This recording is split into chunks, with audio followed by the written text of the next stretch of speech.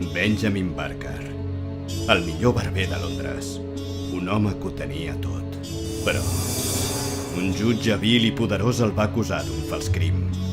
Va passar 15 anys desterrat. La humiliació es va convertir en dolor i el dolor en odi.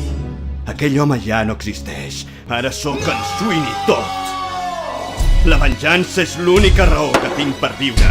No tinc límits. Faré el que calgui. Tard o d'hora passarà per aquí perquè continuo sent el millor barber de Londres. Vol que la faiti?